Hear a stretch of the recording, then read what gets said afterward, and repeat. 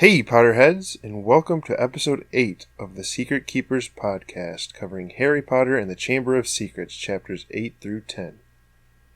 Previously on the Secret Keepers. Professor Sprout is about to teach them about what, Jared? I don't know, sprouting, growing, probably. Mandrakes. Hey, sprouting, growing thing. You think he's a bad guy? I think he could be manipulated. If you kissed up to him a little bit, you could get hit whatever you wanted from him. So Lockhart tries to stop them with what spell, Jared? Oh, the pepperoni pizza one?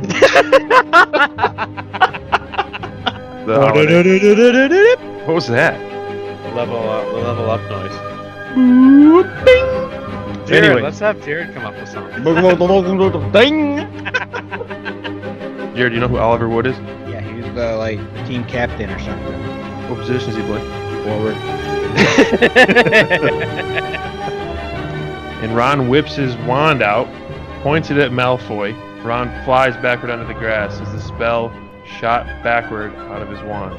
I think this is the beginning of doping. Hagrid's already got big old muscles. Exactly. Wonder why. He's been using enlargement charms.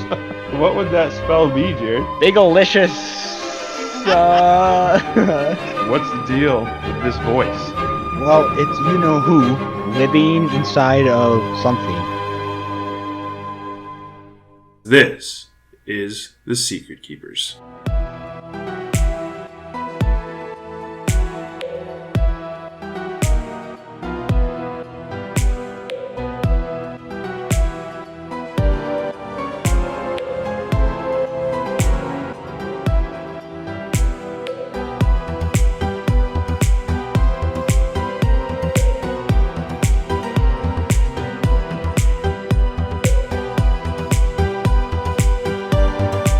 Maddie says she can't tread lightly.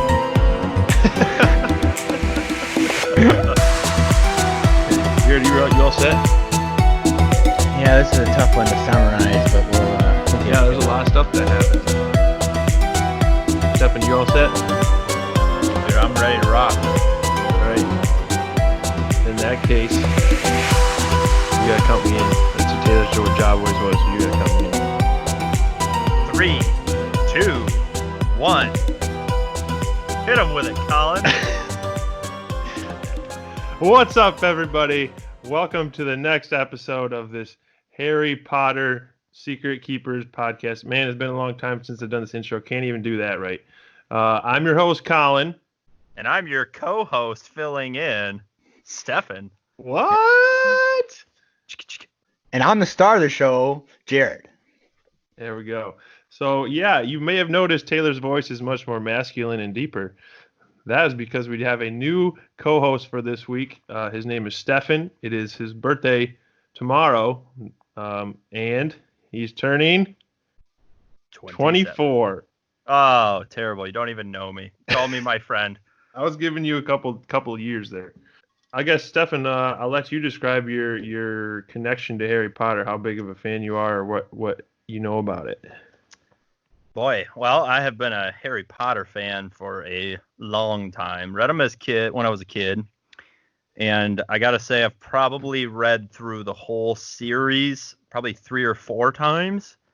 And probably read the first 2 or 3 about a dozen times. Just because the story is so good. The writing is so good.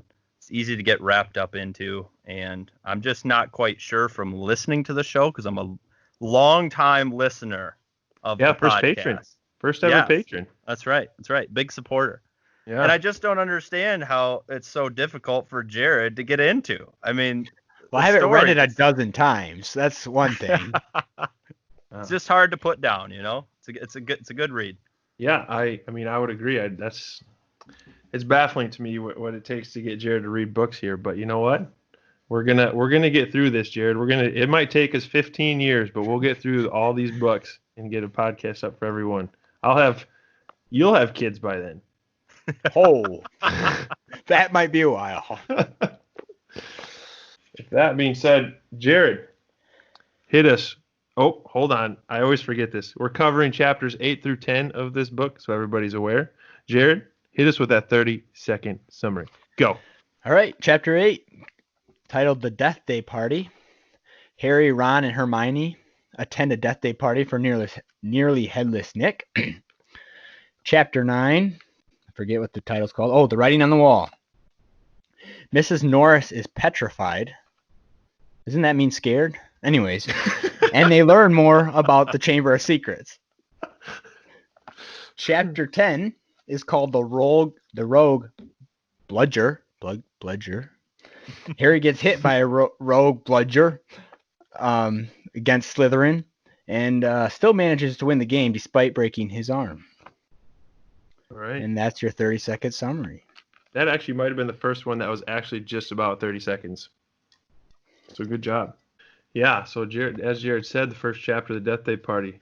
I guess just a note before we get started. There's a lot of stuff to cover in here, so we might end up skipping over some stuff. Who knows? But buckle up, because this is going to be a good ride. So we last left off.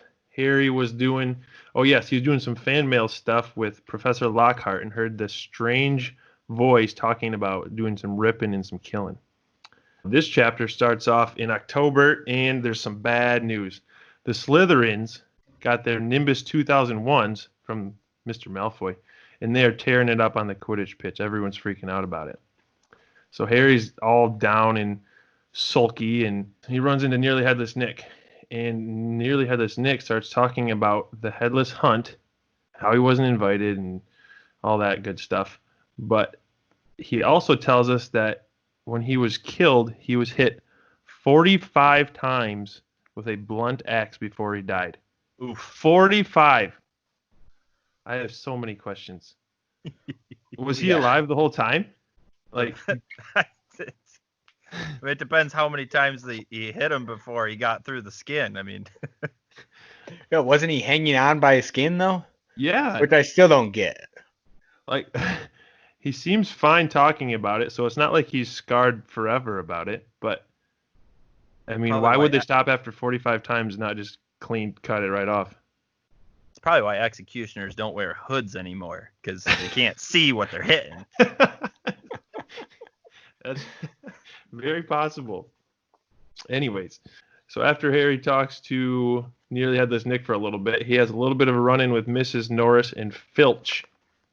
And he gets taken to Filch's office for some punishment for basically existing, I guess. But Peeves comes to help him out and drops a vanishing cabinet outside the room. So Filch runs off to get Peeves. And then Harry sees all these quick spell books for learning how to magic. Jared, what are your thoughts about Filch and all these books? You don't remember the quick spell books, do you? No, I remember that. That's what I need. I need like a training session before I go out for every one of these. Little quick update on what's happening. But it seems to make sense. It seems that people would need that, a little quick training course if they're not very good at magic or can't do magic. Okay. Filch comes back and sends Harry out, and we find out that Nearly Headless Nick was the one who got Peeves to mess with Filch. So Nearly Headless Nick kind of saved him. So Harry owes him, and he wants Harry to come to his 500th Death Day party, which Harry begrudgingly accepts. So then the book kind of gives us a little cutscene, and it's of Fred and George feeding a firework to a salamander. Not a real big point to this tidbit, but I guess it's a good bit of funny character building for Fred and George, and I think it's kind of funny. But Jared, how does that affect your Weasley rankings? Well, where did I have them before? I don't know. I think you just listed a bunch of Weasleys last time. If I recall from a listener's point of view, you did not have the Weasleys ranked near high enough, in my opinion. Relative to what? What was I ranking them against? You're ranking them against each other. They're siblings. There's other characters, but it was just like Fred and George are, they did not rank very highly on your list. But well, we didn't have very many stories probably of them by that point. That is probably true. I will give you that. Yep. That's fair. Anyways, I guess that gives you a little bit more to think about for when we ask you probably like 3 episodes from now and you still have no idea. Is it safe to say that no salamanders were harmed in the production of this podcast? Yes, no salamanders were harmed. So Harry has in the squad head off to the death day party, which, as you would expect, is a real downer of a party. There's bad music, bad food, pretty much all dead people. But we do meet who I'm sure will probably be Jared's favorite character of the series, Moaning Myrtle. Jared, what are your first impressions of Moaning Myrtle? Yeah, she seems to be complaining about a lot of things. Not a lot of happy laughing going on in her life, which that doesn't seem so fun. Wow, you actually did have some impressions of her. I'm surprised. I wrote down that you wouldn't have, I literally wrote in my notes that you would not have any impressions and that we can ask again later. Well, I grew up with a lot of sisters. I have a question. Yeah. If you came back as a ghost, right? I mean, I understand if you got like bullied and stuff and you didn't have a lot of friends, but like you're now a ghost. Like you can go through walls and do all fly, you know? Mm-hmm. Would you really stick around a toilet? Like what would you do if you had those powers? Like that seems so limited. Well, didn't they say something about like ghosts? Like, I don't know if they covered too much in the early books, but ghosts are like stuck in the middle because they had like unfinished business or something weird, something like that. I don't remember. But I do agree, it's weird that she's just in a toilet. I know. What do other ghosts do? Well, they go on death day parties and headless hunts. What's a headless hunt? We literally read about that at the very beginning of the chapter. No, he was just not allowed to go on the headless hunt. They accept huntsmen whose heads have parted company with their bodies. You appreciate it impossible for others members to participate in the hunt activities such as the horseback, head juggling, and head polo. So they play with their own heads. No, I missed that part. I'm shocked. Anyway, so let's see, where are we? Oh, yes. Headless party. As Harry is leaving the party, and him and the company are leaving the party, Harry hears it again. Rip. Tear. Kill. So hungry for so long. Kill. Time to kill. I smell blood. I smell blood. Yes, and Harry and company hear all that, and they start running up the staircases trying to follow the sound because it sounds like it's moving upwards away from them. As they creep closer, or as they keep climbing the stairs, they come around a corridor, and Hermione gasps. Something was shining on the wall ahead. They approached slowly, squinting through the darkness. Foot-high words had been daubed on the wall between two windows, shimmering in the light cast by the flaming torches. The Chamber of Secrets has been opened. Enemies of the heir, beware. Bum, bum, bum, bum. Bum. Yes, they creep closer because I guess that's the right thing to do. Why would you do that? To see what it's all about. And they see Mrs. Norris, the cat, hanging by her tail, stiff as a board, below the writing. And right as they're about to leave, the feast below ends, and all the students come out and find them at the scene of the crime. And this is where Draco Malfoy sees them all, and he shouts at them. Enemies of the heir, beware. You'll be next, mudbloods. Jared, what are your thoughts? Well, first of all, what are your thoughts on this voice that we're hearing again? What's the deal with It's that? got to be Snape. I mean, not Snape. It's got. It's got to be you know who. Are you saying you know who and Snape are one and the same? No, they're not. Okay. We figured that out before. It's got to be you know who. I don't know who he's in right now, or who he's identified as, but it's got to be him How come only Harry can hear it though? because it's dealing with the darkest of deep magic, and it has to be countered by the best of what's ever the opposite of dark magic, good magic. Okay. What about the Chamber of Secrets? What's all that? At this point, I had no idea what that was. Okay. I would have thought it was like a vault of some sort. Okay. And enemies of the air? Just picking apart this little quote they have on here. What the enemies of the air? What do you think that means? Good people? Good magic people? What's the air? The vault? The Chamber of Secrets. So enemies of the Chamber of Secrets, beware. Yep. Okay. Last question I have about this. How come Mrs. Norris is hanging there on the wall? Because you know who wanted to show that he has power. So So he froze a cat. Sure. He got everybody to notice. Why would he pick a cat though? Why not something else? Maybe the cat was following him around. He got sick of the thing, so he froze it. And maybe when you get petrified or whatever, you forget things, and so the cat can't remember who he was. Maybe the cat found out who he was. Okay. What do you think petrified means? Scared. He was scared stiffless. Stiffless. Scared stiffle. All right. Isn't that what what's the word that's close to that?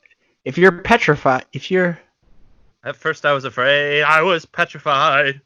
yeah, you're scared. Yeah, you're terrified. Okay. Yeah, it's scared stiff pretty much. Right. I think. All right, perfect. Yeah, see, I nailed it. Yeah, you did. So, all right. Well, we can move to the next chapter then, I guess. Chapter 9, the writing on the wall. All right. So everyone is in the hallway. They just found them at the scene of the crime. And Filch scooches his way to the front and starts shrieking about his cat. And he immediately looks at Harry and starts accusing him. You, he screeched. You've murdered my cat. You've killed her. I'll kill you. Dumbledore quick steps in and detaches Mrs. Norris from the wall. Time out. I realized why I was so confused by Mrs. Norris and what's his name? Filch? No. Yeah, Filch. Filch. Why I was getting mixed up is why they're girls and guys. Because Mrs. Norris is a cat, and I thought she was Filch, but they're like one and the same. I was even confused reading these two chapters at first until I got that figured out. Okay. Anyways, I'm so happy that I got that figured out now. I think. Okay. Let's see. Yes. So Dumbledore steps in, takes the cat off the wall, and Dumbledore, McGonagall, Snape, Lockhart, and the three students all head over to Lockhart's office to examine Mrs. Norris. Once they're in the office, Lockhart goes off again about how he could have saved the day if he was there, and how he would have prevented this from happening. It was definitely a curse that killed her, probably a transmogriffin torture. I've seen it used many times, so unlucky I wasn't there. Just once again, talking about how he's the man to save the day. Wouldn't you agree, Jared? Yeah, he's annoying. So while Lockhart's boasting and stuff, Dumbledore is doing a very extensive examination of Mrs. Norris and declares that she's not dead, but she's petrified, as we have revealed already. Filch is determined, and he says that Harry's the one that did it because he found out that Filch is a squib. Jared, what is a squib? I had no idea at this point. Do you know what it is now? It's a person who was born to magical parents, non-muggle parents, and can't do magic. Wow. So yeah, anyways, Ron and Hermione and Harry have to start explaining why they're at the wrong place at the wrong time again. And they got stuck because Harry doesn't want to say that he heard a bodiless voice.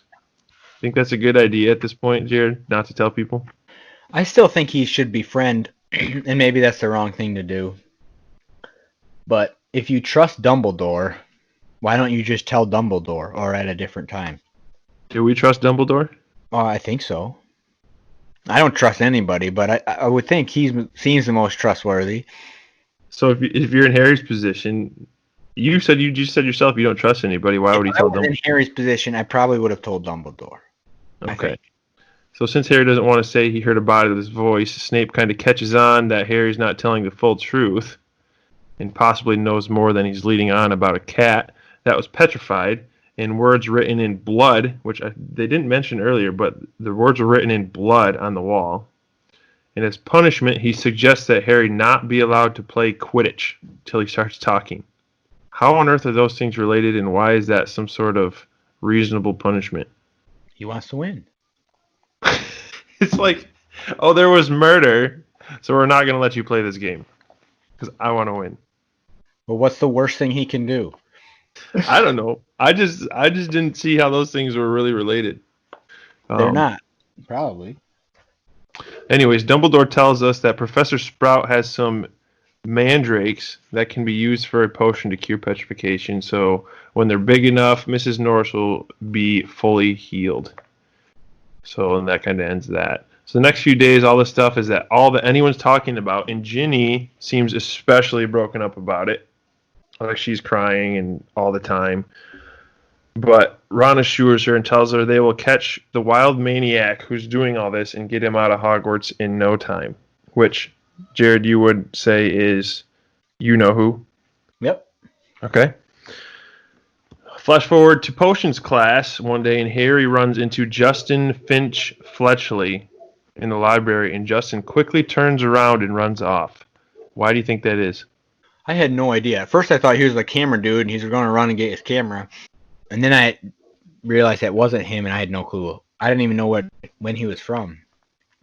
Other than the book said something like I think he was mentioned in Mandrake class or something. Yeah, I think he was mentioned once before. He was in their class during the Mandrakes or something, but other than that. So, all right, well, we'll hold on to that one and that will probably come back around later. Maybe it won't. So next we have History of Magic class, which is taught by the old ghost professor in the only ghost professor in the whole school. Fun fact of the day. It's during this class that Hermione asks Professor Binns about the legend of the Chamber of Secrets. Surprised by the sudden attention the whole class gives, he decides to tell the story. Stefan, would you care to read that story for us? Oh, yes, I'd love to. I don't know a good Professor Binns voice, just because he's so old. How much do we know about Professor Binns so far? Has he been mentioned before? I think this is when they first mentioned him, right? The first mention of Professor Binns? That's all I remember. They talk about him. They think he just one day was sitting by a chair by the fire, and then he just died, but just got up as a ghost and went to go teach class again. Yeah, okay. I didn't want to expose too much of it. But yeah, I was going to say, he's a ghost. He's so old. He's not even really sure he's a ghost. He's just that boring of a creature. Gotcha. Well, never mind. Yeah. All right. Well, that said, in my best Professor Binns voice, here's the story of the Chamber of Secrets. Oh, very well, he said slowly. Let me see. The Chamber of Secrets. You all know, of course, that Hogwarts was founded over 1,000 years ago. The precise date is uncertain. By the 4 greatest witches and wizards of the age. The 4 schoolhouses are named after them. Godric Gryffindor, Helga Hufflepuff, Rowena Ravenclaw, and Salazar Slytherin. They built this castle together, far from prying Muggle eyes, for it was an age when magic was feared by common people, and witches and wizards suffered much persecution. For a few years, the founders worked in harmony together, seeking out youngsters who showed signs of magic and bringing them to the castle to be educated. But then disagreements sprang up between them. A rift began to grow between Slytherin and the others. Slytherin wished to be more selective about the students admitted to Hogwarts. He believed that magical learning should be kept within all magic families. He disliked taking students of Muggle parentage, believing them to be untrustworthy. After a while, there was a serious argument on the subject between Slytherin and Gryffindor, and Slytherin left the school. Reliable historical sources tell us this much, but these honest facts have been obscured by the fanciful legend of the Chamber of Secrets. The story goes that Slytherin had built a hidden chamber in the castle, of which the other founders knew nothing. Slytherin, according to the legend, sealed the Chamber of Secrets so that none would be able to open it until his own true heir arrived at the school. The heir alone would be able to unseal the Chamber of Secrets, unleash the horror within, and use it to purge the school of all who are unworthy to study magic. The whole thing is errant nonsense, of course. Naturally, the school has been searched for evidence of such a chamber many times by the most learned witches and wizards. It does not exist. A tale told to frighten the gullible. Jared, what do you think about all this? Can I give my summary based off of more knowledge I think we learn in the next few chapters? Or the next chapter? Sure. Someone's lying. What do you mean? Well, Dumbledore, I think somewhere we read in like the next chapter, he says something about the Chamber of Secrets has been opened again or something like that. Or it's been opened, something like that, I feel like. Okay. So he knows that it exists, in my opinion, and that it's been opened. So he knows that it exists, and Binns here is like covering it up or something. Because he keeps going, it's nonsense. But I feel like, now I don't know how old Binns is, or like I don't know why Dumbledore would be the only person who understands the Chamber of Secrets or knows about the Chamber of Secrets, and the ghost who maybe's been around for a while doesn't know about it. Okay. So I feel like he's covering up, or at least maybe he's scared of it and he doesn't want to think about it again, or I don't know. Okay. But the fact that he said the school has been searched for evidence and there's no such evidence, so maybe he just doesn't know about it, or do you think that would be like, okay, it's not there because no one has been able to find it, not even like Dumbledore has been able to find it. I still think that it's for the elite. So basically, only Harry Potter will be able to find it, and only you know who will be able to find it. So like I don't know. Well, I guess the legend says that the heir alone would be able to unseal the Chamber of Secrets. So based off that logic that you're saying, Harry would be the heir? Well, didn't you know who unlock it?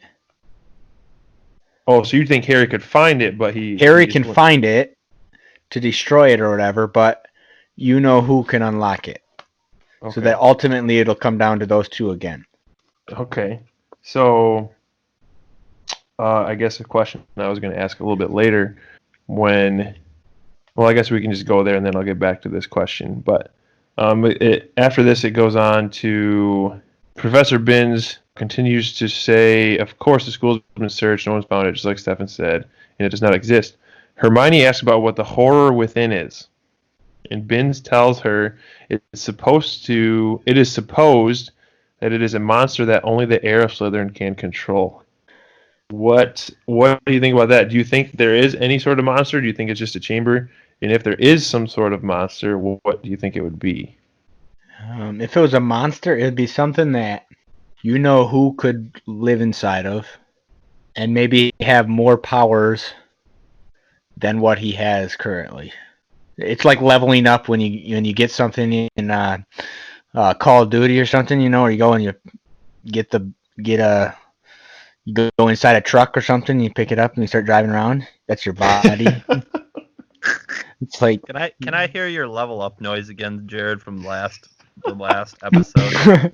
It doesn't exist. Where you roll your R's. I want to hear that one more time, please. I can't roll my R's.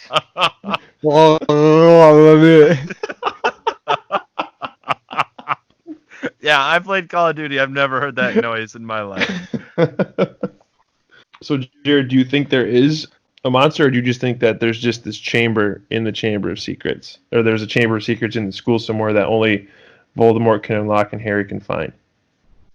No, I would think there's a monster of some sort, or something that is released when it's open that I don't know. It's going to be something that's released that is working with you know who in some sense. So I don't know if it's going to be like a mental thing, or if it's going to be like rogue bludgers. Like something that could, yes, I don't know if it's something like take that. Control of somebody or something. Yes. I don't know if it's necessarily like a dragon that's been living down there for the last who knows how many years. I feel like it's a power of some sort that has been opened, has been unleashed. So do you think the Chamber of Secrets is like actually like a place, or do you think it's like a magic box that you open and then like this spirit-like thing comes out of it and takes over people or something? I would go with the magic box idea. I don't know what they would be trying to hide, I guess. Okay. He's taking door number 2, Bob. Magic box, please. Okay. Let's see. And that would explain why they couldn't find it. It's just more of a theory, it exists, but it's not containing a large amount of area in the school or something. Sure. So like they were looking for actual chamber, and it's not actually like a chamber or room. It's like an object. It's an idea. It's something. It's a spirit. Okay. Yeah. Did you have anything else you wanted to add to these statements, or we can move on from there? Oh, I think we're good. Okay. Sometime I wish you guys could give me like a hot, a cold, really cold. You're boiling, Jared. You are right on it. All right, so let's see. While walking between classes, the trio has a brief discussion about Slytherin and the Sorting Hat. And Harry remembers that the hat tried to put him in Slytherin. If you remember that, Jared, it considered putting him in Slytherin. And then Colin Creevey comes up and finds Harry and tries to tell him that his classmates are thinking Harry is the heir of Slytherin. And Jared, would you think that's a possibility, or do you think that's just a bunch of gossip? There has to be something to this. First of all, why would they put it in the book? But the Sorting Hat, it doesn't lie, does it? No, I don't. I mean, it could have put Harry in Slytherin, but Harry kind of said he didn't want to go in Slytherin, so it put him in Gryffindor. So it doesn't. It's not like it was like what do you mean lie? Like, oh, you're not a Slytherin? Like, it looks at your qualities that you have, and it puts you in a house based off your qualities. So if you have hot qualities of both houses, then I think it could put you in either one. Okay. I don't know. Seems like there's got to be some legitimacy to it. So like maybe on the surface level, Harry's a really good guy, but deep down he's a bad guy, and it hasn't come to the surface yet. He doesn't know it. Well, he's got to do something to defeat you know who. So he's got to have some sort of. I have no idea. Okay. I guess I'm just curious if you think that Harry being the heir of Slytherin is any sort of remote possibility. I would say it is a possibility just based off the book. Okay. And it giving me the option. As opposed to the guy that was walking down the road who told me he thinks that Harry's the heir of Slytherin. Your basis for that assumption is the book. Okay. Yep. All right. So yeah, then as they're walking, the squad rolls up to where the crime originally happened, and they decide to have a look around, and they see a bunch of spiders acting odd, and it appears that they are trying to leave the school. What do you think about that, Jared? Or didn't you think anything of it? I didn't. At first I thought they were like, the chamber had been opened, and then, so they were like inside the chamber, and they were, because there was a crack in now there, so they could get out. Okay. But that doesn't really go with my theory of it's a idea, not a place. Okay. Yep. Well, you can always change your theories later on if you want. It is at this point in the book that we find, in the series, I guess, that we find out that Rana is absolutely terrified of spiders. And we also find out the reason, which I had completely forgotten about. Like, I knew he was scared, but I didn't know why. So, This is hysterical. yeah, Stefan, you want to give that to us? Yeah. So Ron says, I don't mind them dead. I just don't like the way they move. And Hermione starts giggling, which I'm sure makes Ron super pumped about that. He goes, it's not funny. You must know when I was 3, Fred turned my teddy bear into a great big filthy spider because I broke his toy broomstick. Ah, don't you love brothers? You wouldn't like them either if you've been holding your bear and suddenly it had too many legs and they broke off shuddering. How terrifying would that be? I would be scarred for like 2. I can't imagine, dude. Yeah. Like imagine you're holding anything and it just turns into a spider. Like it's especially something that's supposed to be comforting to you. But have you ever seen those videos where like somebody has a spider in their house and they grab like a broom and they whack it and all of a sudden like 1,000 little baby spiders pop out and just start going everywhere? Yes. Like, I imagine that's kind of how Ron felt as he's hugging this teddy bear, and all of a sudden, what was 2 cuddly arms turned into, like, all these tiny little legs. Oh, yeah. I always thought of it kind of like, his reaction would be kind of like, you ever see those cat videos where they put the cucumbers by the cat, and then the cats just freak out? I imagine that would be what his reaction would be. Yeah, yep. Anyways, where were we? Oh, yes. Hermione asks about all the water that was at the scene of the crime and noticed that it had been all mopped up. So they go into Moaning Myrtle's bathroom to hunt for clues, I guess. So they have a little back and forth with Moaning Myrtle. And she tells them that she didn't see anything that night where the Chamber Secrets had allegedly been opened and there was a painting on the wall, so they just leave. And just as they are leaving, Percy sees them and comes running to stop them, of course, scolding them and chewing out Ron, and telling him once again that Ginny has not stopped crying since this happened, and she's quite afraid that Ron will be expelled. So Ginny is really taking this pretty hard. That night in the common room, the squad is trying to think of who it could possibly be that opened the Chamber of Secrets. And, of course, the conclusion they come to is Malfoy, that he would be the heir of Slytherin, and they want to prove it. So Hermione tells them that there's a way they could do it with Polyjuice Potion, which does what, Jared? Transforms you into a different person. Yeah. The plan would be to look like a bunch of Slytherins, go to the Slytherin common room, and see what Malfoy has to say. The only problem is they have to get the book out of the restricted section, and that requires a side note from a teacher. And the chapter ends with Ron saying, "Oh, come on, no teacher's going to fall for that. They'd have to be really thick." And we all know who that's going to be, right, Jared? Lockhart. Yes. Mark 1 for Jared having a correct predicting at the beginning of the book that someone was going to use Lockhart for something. I said that? Yeah, you said he was influenceable. Like all you had to do was give him a little nice snuggle up to him or something, and then you get whatever you want. Jared, do you think Malfoy could be the heir of Slytherin? No. No? Why not? Because he isn't powerful enough. Doesn't know enough. Based off what? I don't know. He just doesn't seem good enough at stuff. Like figuring things out. Okay. So like in the next chapter when Harry catches the I don't even know what it's called. The snitch, the snatch, yeah. The snitch. Snitch. He just doesn't seem to have enough powers or enough ability. He just gets his way by money, and money isn't gonna buy him enough power to become an heir, I don't think. Okay. But, yeah, okay. So you think that Harry and Ron and Hermione are off base thinking that it's Malfoy then? Yes.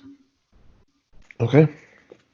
Yeah, Yeah, there's 6 more chapters to figure it out, isn't there? 6 more books or something like that? yeah, there are 6 more, 5 more books. Oh, something's gonna happen. Yeah, so that brings us to the next chapter, though, the Rogue Bludger. Just as suspected, we start this chapter off in Lockhart's class. Hermione does a little flattery, and as simple as that, they get a signature for the book in the restricted section from Lockhart. Also, a little side note here, Lockhart notes that the first Quidditch match is the next day, and he offers Harry some training tips, as he himself was also a Seeker, which of course he was. Which kind of begs the question, Jared, if he was a Seeker, doesn't that mean that he was kind of a little bit good at magic, and he's not just this buffoon? Yeah, there's one part here that got me thinking. Here, Hermione said something like, Lockhart is not a fool or something like that somewhere. After Harry and Ron were saying, yeah, he's a fool. And I was like, well, maybe he's just pretending to be a fool so that he can help out Harry. Like, she gets his signature somehow, and she says he's not a fool, but maybe he's not as dumb, or he's like actually helping them out with pretending to be dumb. But it seems a little far-fetched. Oh yeah, Hermione here says they think he's a brainless git. Yeah, that one, yeah. And Hermione thinks he's not. Oh, that's interesting. You think that would be the case, or is that just Hermione? I don't know. I like the thought, because we've been reading about how much arrogance he has, how much, like, that's what the author's been trying to kind of get at us.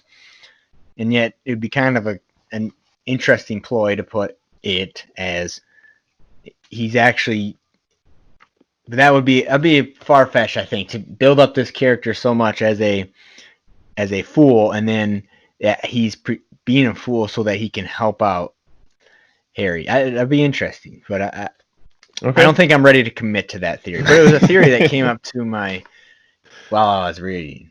Sure, okay.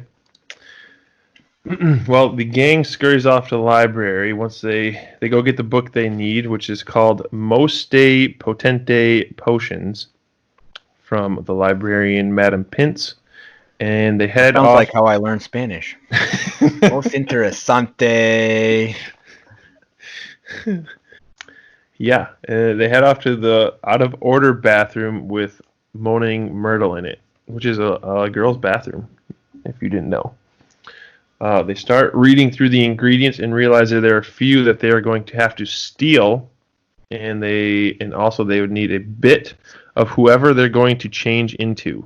Jared, you know what? We'll just leave that at that. They need a bit of whoever they're gonna. How big of a bit of the person do you think they need? Not much at all. So like a fingertip, like a skin cell. Oh, okay. So they let's see. Ron and Harry kind of start getting cold feet, but Hermione convinces them to continue on and break the rules. She also tells them that the potion will take about a month to brew as they leave the bathroom. So Hermione's kind of turned into a little bit of a bad girl.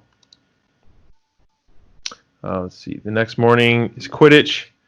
Harry's all sorts of nervous because, of course, the Slytherins have the fancy boy brooms. Harry goes to breakfast, listens to the witch speech, and they head out to the Quidditch pitch. Shortly after the game starts, let's see, where are we here? Malfoy calls Harry Scarhead, which is a pretty good insult. And a bludger shoots right for Harry's head, and he barely dodges it. Fred and George come to Harry's aid, but no matter what they do, the bludger just continues to chase after Harry, and Slytherin gets up 60-0, so Gryffindor calls a timeout. Which, I was not aware you could call timeouts in Quidditch. Yeah, as a Harry Potter fan, when I was reading this in preparation, I was like, I kind of forgot that was a thing. Like, I thought it was just one continuous game. Yeah. Like, there's got to be some sort of, like, did they have possession of the quaffle, or could you just call timeout whenever you want? Like, oh, he's about to get the snitch. Oh, timeout. Right. Yeah, I don't know. All I know is if there's one thing I could have, like, make a wish, I would love to play some real Quidditch. They do have that. You ever seen that, like that fake Quidditch that they do at like college campuses and stuff? Oh, yeah. You like Yeah. stick a PVC pipe between your leg and you run around like. Yeah, I ain't about that life. Jared, if you could play Quidditch, which position would you play? Well, seeker, of course. Also, a question I had here is how come the bludger doesn't just keep going after Harry during the timeout? Do all the balls just like freeze in midair when a timeout's called? No idea. I don't know. I think the snitch has got to keep moving. Otherwise, you could like call a timeout and then find it and then take off. I guess. It's just something that came to my mind when I was reading through this. Anyways, in the timeout, Harry. It's magic, yeah. Anyways, in the timeout, Harry tells the team to let him worry about the rogue bludger, and they'll go and deal with the rest of the game. So they go back to play, and Harry starts just doing the sickest moves, keeping the bludger away from hitting him, probably racking up all kinds of sick trick points in the wizarding equivalent of Tony Hawk Pro Skater 3. And then he sees the snitch just floating above Malfoy's head. But he doesn't want to zoom at Malfoy in case it would then see it. But in that moment's hesitation, the rogue bludger, smashes into his elbow and just shatters it. Jared, hit me with a sound effect for that.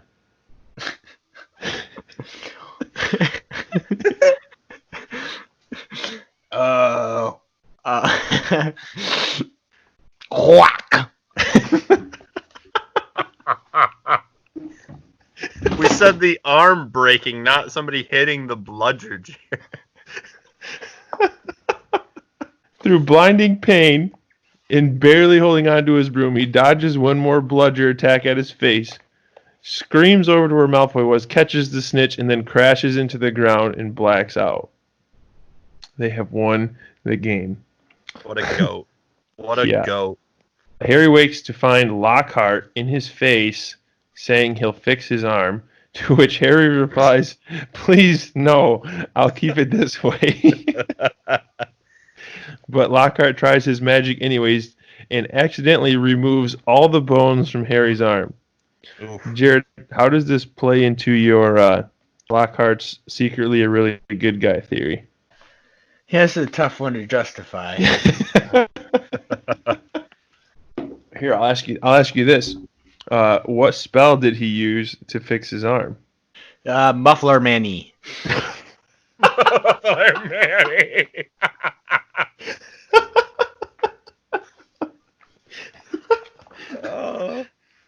What? I don't even know if it says what he turned him into the Muffler Man. You mean the Michelin Man? Oh, the Michelin Man. Yeah, same thing. This episode brought to you by the Muffler Man.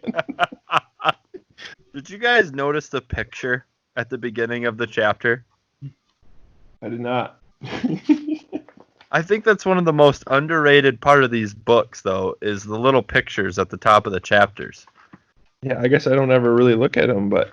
Yeah, I didn't even know they were a thing. Do you have them in your books? Yeah, I have them. Yeah.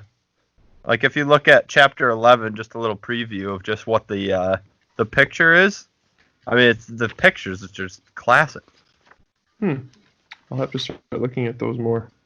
I mean, look at Harry's arm. It's like not only had the bones removed, it's like extendo arm, like with the gadget. Ron and Hermione bring Harry up to the hospital wing, and Madame Pomfrey gives him some Skelegro to regrow his bones overnight, which she says is incredibly painful, but then she sends him to bed. Then Harry is woken up in the middle of the night by the one and only... Jared, do you remember who it is? Dumbledore? No, and it's not Dumbledore. What? Who wakes Harry up in the middle of the night? Oh, Dobby. Yes, Dobby. Dumbledore does later. Dobby. Dobby the house elf. Hello, it's Dobby. And Dobby just gives us all sorts of revelations here. Dobby reveals that it was he who blocked the barrier for Harry and Ron so they couldn't get back to school, and that he also bewitched the bludger to seriously injure Harry so that he would have to be sent home. We also learn that house elves can only be set free if they are presented with clothes from their owners, and that Dobby's owners are pretty terrible, giving him 5 death threats a day, really bad beatings if he messes up. And then Dobby slips up in his warning to Harry about being at school and confirms that there is a chamber of secrets. And it seems Dobby knows who/what the deal is about it, but he won't tell Harry. And then he hears some people coming and vanishes. So Jared, what are your thoughts on Dobby at this point? Dobby's confusing because on the surface it seems like he's trying to help Harry. Right, that's what he tells him. Right. Yet I don't know if I believe him. And whoever's Dobby's owners are, I feel like they have to know something, right? Yeah. So they have to know what's going on. So whoever Harry's owners are, or Dobby's owners are, know what's going on. So I don't know. He confuses me. So what about this? Him being the one that blocked the barrier and also bewitched the bludger. You mentioned earlier the Chamber of Secrets is like releasing something so that it controlled the bludger. Does that change your opinion on that? No, I still think Dobby's a mask for something else that's going on. Because I don't think Dobby has that power, does he? We don't know. I mean, Okay. He says he does. Yeah, I don't think he's powerful enough to do that sort of thing. I mean, he can make. Because I guess during the match, Haggard says it would need to be some dark magic or something that would mess with the bludger right there. Isn't that, or was that when the previous book when he's about to fall off his broom? I don't remember. Oh yeah, I don't remember. Well, I mean, Dobby can make a cake float. We know that. Yeah, that seems pretty simple. We know Dobby can just disappear from view whenever he wants. But we know that Dobby has to listen to his masters, and if he disobeys them, he has to punish himself. So I guess, you think Dobby overall is a good guy or a bad guy? Or girl or boy? Do you think he's a boy or girl? Let's start with that. He's an it. He's an it? Okay. Yeah. I think he's a mask. I don't think he's good or bad. I think he's just a cover for. He can be a cover for a good person. He can be a cover for a bad person. He's just something that someone can hide behind. Okay. Do you think he's genuinely acting in Harry's well-being? No. So you think he's trying to hurt Harry? I don't think he's. Yeah. See, I don't get this guy. I don't think he's doing either. Although, yeah. So it's because I go both ways. Because I go either he is genuinely caring about Harry and he's trying to get Harry out of here, or he doesn't care about Harry and he's trying to get him out of here. Like both ways. Like either he's getting Harry out of school so he doesn't learn anything, or can't defeat you know who, or he genuinely cares and is trying to get him out. But I don't see what getting him out of there is actually going to do. Like if he's trying to defeat whoever or whatever is at Hogwarts, him being away from Hogwarts isn't going to help. And yet that's what Dobby keeps saying is you defeated him the first time. Basically, we need you around, but if he's around and not doing anything, then he's really no good for anything. Just because he's alive. Right. So Do you think that Harry's powerful enough to defeat whatever or whoever is at Hogwarts? Because he's like what? Didn't we figure out Harry's like 12 right now? Or 13? 11. Or no, 12. Yeah, he's 12. He's like 12 years old. yes, I mean, however to defeat him has to go through Harry, whether it's him and Hermione and Ron somehow teamed up with their powers to defeat it, but Harry has to be a central key component, in my opinion, at this point, from what I gather. So Dobby, we'll leave Dobby up in the air. Maybe we'll run into him later in the book, or maybe later in the series.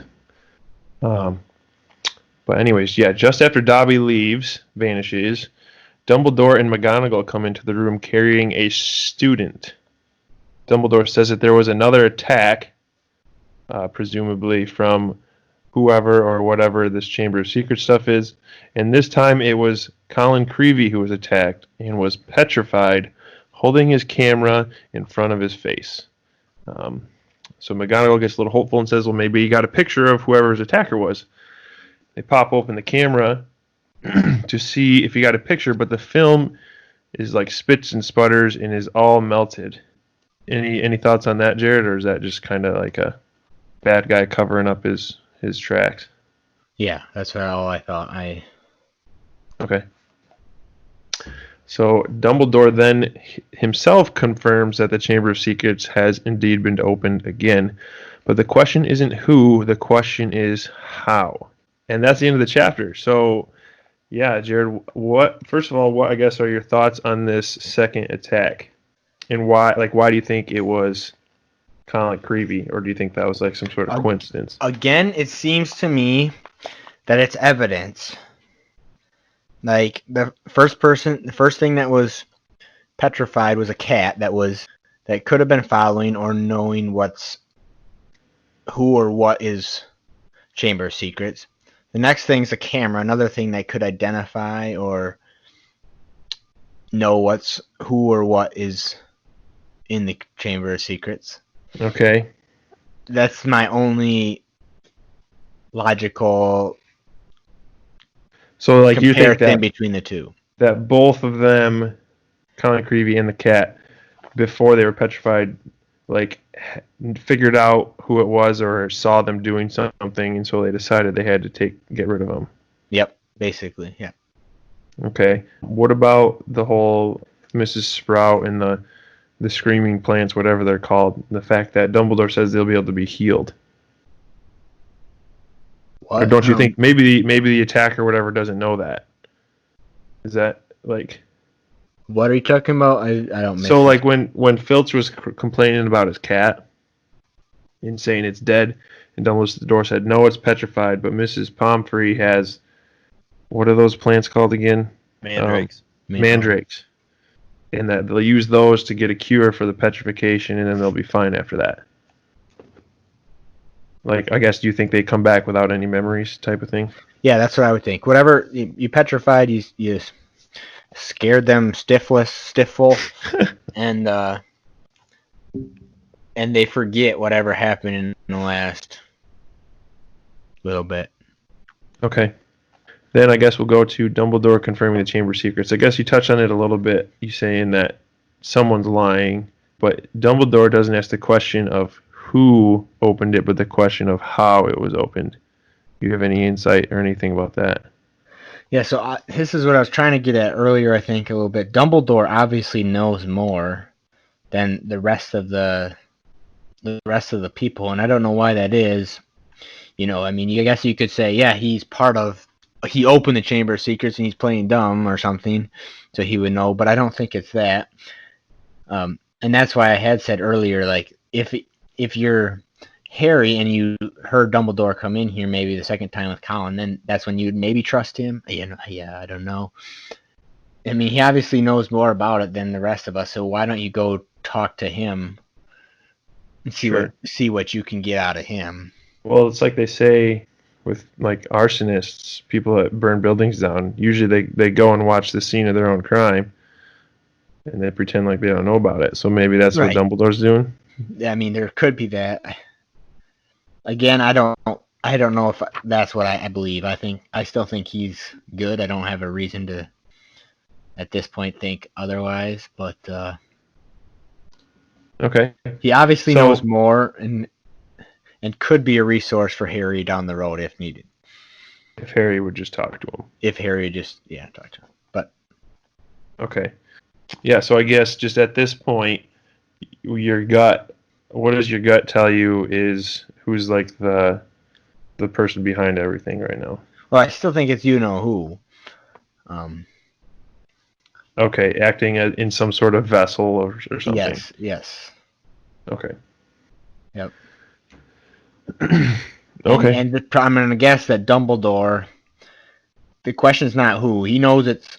This would be my take on that. He knows it's who, but he doesn't know in what body or how he is allowed to open it up, right? Because the last book we read that he vanquished out of. He was sharing a body with Quirrell. Quirrell, right? Yeah. And so he may not know who he's in right now or something, or how he has the power or enough strength or however to open it again. But I don't know. That would be my initial thought on that. Okay. Yeah, and so I guess that's the end of the chapter and the end of what we had to discuss. So any other thoughts anybody else wanted to, either you wanted to tack on the end here? I think Colin Creevy is such a bro. Like, he's coming up to visit Harry, and he's bringing food. Guy's got a bunch of grapes to bring Harry. Think he'd feed him to him like a king? I know. Honestly, I was like, why grapes? Like, this is the magical world, and here comes Colin with a bunch of grapes. Like, there's so many other things that we've already been told about that would be way better than that. Like, how about a chocolate frog? No. Right. You need some vitamins. You need some grapes, bro. Or give him some milk as he regrows his arm or something. Yeah, exactly. They must not have that in Magic World. Yeah, I don't know. I think it's interesting too during getting real talk. Like, we've got COVID going on, and there's no vaccine, and it's crippling our world. Well, they've got petrified Cat and Colin now, and they need mandrakes. Like, wouldn't you just go get the vaccine? Like, you're magicians. Like, you're a wizard. Just heal them. As Jared would say, magical helio or whatever. Or at least growio mandrakios, Exactly. We got to wait for them to grow. No, just do some magic, man. But yeah, I guess I never thought about that. Like, the school cannot be the only source of mandrakes in the entire world. Right? So they got to have full-grown ones somewhere. Right. That's still my biggest pet peeve, Stefan, about these books. It's like magic works sometimes, but not all the time. Like, you should do magic on every single thing you don't like, right? I agree with you. But you know what? They do have to limit the ability of magic, otherwise there'd be no story. Right. Yeah. Yeah. Because then you could be like, Findo Voldemorto. and kill him. And end of story. Yeah. Who knows? Maybe they do that at the end. They become smart, and that's what they do. Yeah, sorry. I just totally gave away the plot. Spoilers. Well, hey guys, thanks for the invite. This was a real pleasure. Yeah, I was just gonna say the myth, the legend, the SecretKeepers Podcast. Man, I tell you what, it's an honor. It's too bad Taylor wasn't on the show too. Yeah, we'll have to have you back sometime for some more heavy hitting episodes, and maybe we can have all four of us on. That'd be really good, I think. I'm shocked that I didn't give away any spoilers, so you better wait until you get a little further along in the series so I don't ruin it. We'll have you on right before the chapter where Harry gets his head chopped off. Whoa. Don't worry, he becomes a ghost and 300 swings before his head gets chopped off. But yeah, thanks for filling in for us here. I think you did a spectacular job. You might be a new full-time guy. You might just have to boot Taylor. Who knows? Oh, terrible! Nobody has the skills of Mr. Taylor. Well, yeah, I guess if anybody else out there listening would like to co-host the show, Jared is going to set up a Patreon where you could pay him a small fee of $2,000. And you could be a co-host with us as well. Also, I'll give you his number. His number is beep, beep, beep, beep, beep, beep, beep, beep, beep. I don't know if that was 7 digits. But just contact him there, and maybe we'll have him on. All right, I guess we'll wrap it up then. Next time, I'm on the ball this time. Next time we're going to be covering chapters 11 and 12, the Dueling Club and the Polyjuice Potion. So if anybody is reading along with us, that's what we're doing next. And yeah, thanks everyone for listening. Don't forget to rate and review us. Yada yada. You know the drill. Check us out on Facebook and Twitter. I don't think I've updated that in a good while. Actually, there is a new thing we're doing. We might be going to a YouTube platform as well. So you YouTube users out there, no video, just audio with some sort of sweet graphic on there. But we may start doing that. That's too bad, because I think the folks at home need to see the guns. Colin Creevy might have some guns, but the Colin of Potter of Keepers, Secret Keepers, has some real guns that you all need to see. I don't know what you're talking about. Anyways, yeah, I don't think there's a patron thing up anymore, but if there is, it'd be you might be able to find it. I'll have to get more details on that for next time because I kind of lost going through this. But anyways, that's all for now. So till next time, Stefan, would you like to sign us off? For all of the podcasters here, I don't know the sign off. What's the sign off? Oh no! Hold on. Let me think of it. I solemnly swear that we will be up to no good. You're not up to good either? Nobody's up to good, Jared. I still am. See everybody.